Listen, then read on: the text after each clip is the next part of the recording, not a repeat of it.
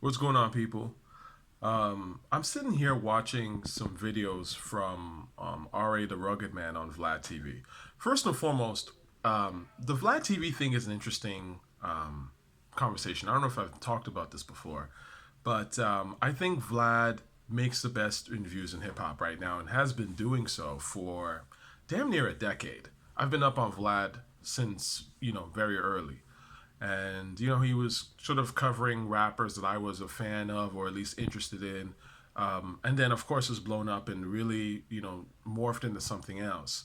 And I respect Vlad's sort of journalism on a lot of ways. Do I think that he promotes the dumb shit? Absolutely. That's a side of Vlad. Vlad is not dumb. That's one thing about Vlad also that people forget is that Vlad is a educated, college educated guy, and a lot of the people that he brings on the show aren't that educated. So he's easily able to manipulate them, and he knows this, and I'm sure that it's something that he uses as his trump card to get them to say the salacious and funny and interesting things. Is that a problem? Yes, it's a problem, but it's also just sort of the nature of the game, unfortunately. And I do think that Vlad is definitely a culture vulture in some ways. I don't think he's the worst culture vulture out here. He's not No Jumper, who is just a horrible interviewer, in my opinion, and is a complete vulture, where you're like, who is this guy? Why is this guy even around in hip hop? At least Vlad is educated enough and has some sort of like basic hip hop knowledge, basic, real basic, to be able to have a conversation. And he does his homework as opposed to No Jumper, who's just on some dumb shit. So the point is, I'm watching these videos with Vlad, and RA the Rugged Man is on.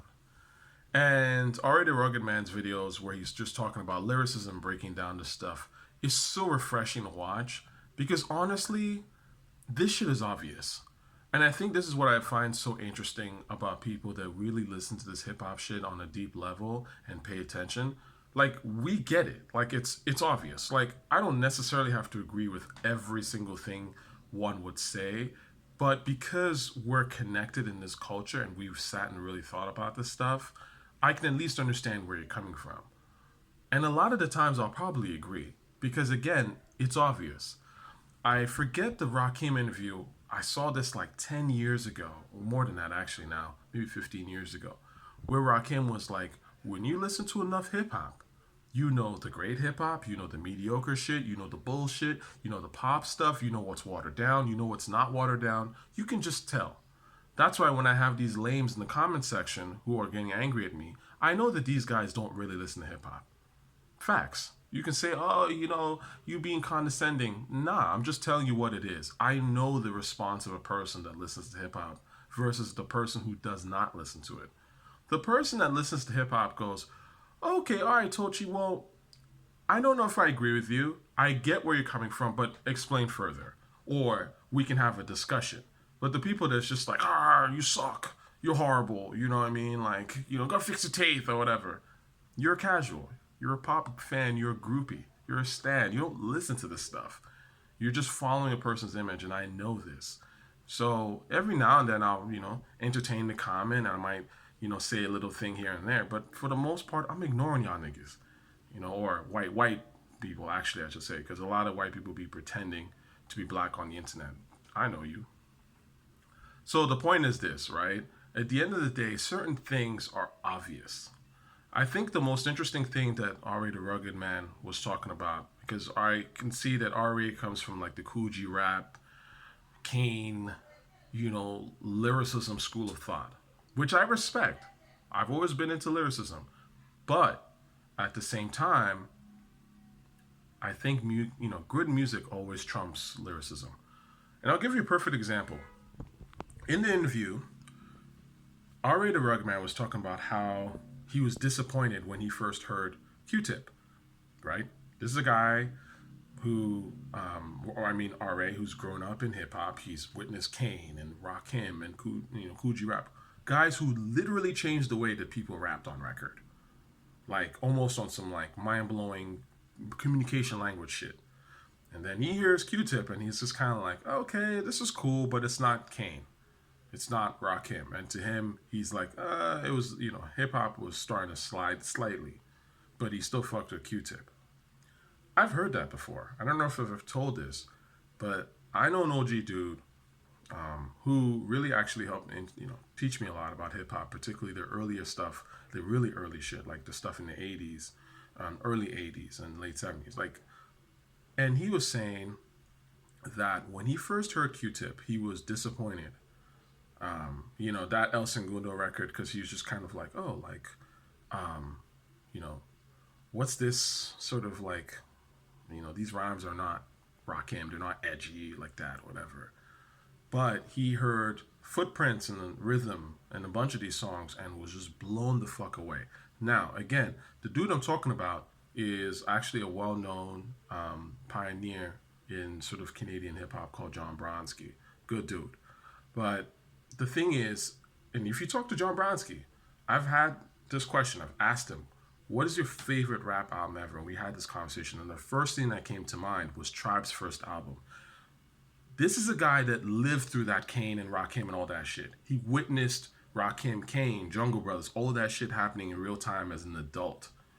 And his first, like, the album that came to mind that he was like, oh my God, I love this fucking album. This is the greatest album I've ever heard, or one of the best things I've ever heard, is Tribe's first album.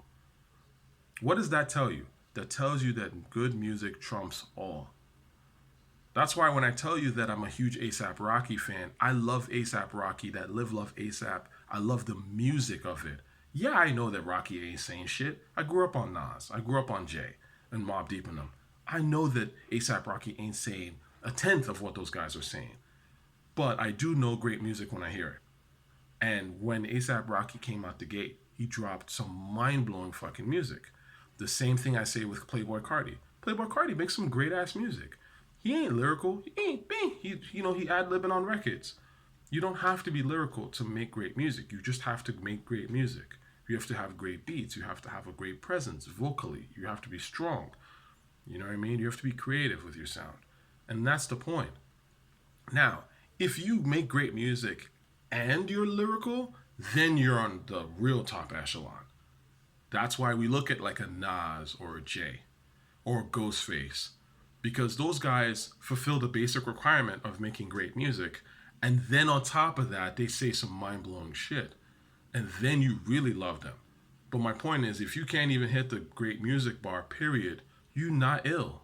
You can't tell me that just because you have you write a little thing on paper, therefore I should like you. I like great music. You have to make great hip hop. Hip hop isn't just words.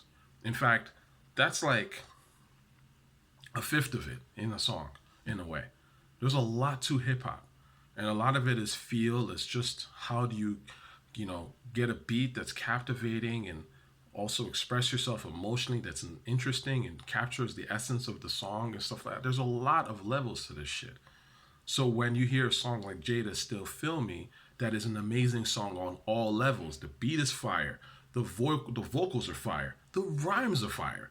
That's when you're like, oh my God, this is one of the best hip hop records I've ever heard, or it's up there on the list. I wouldn't say that it's like, I compare it to like New Choppa by Playboi Carti.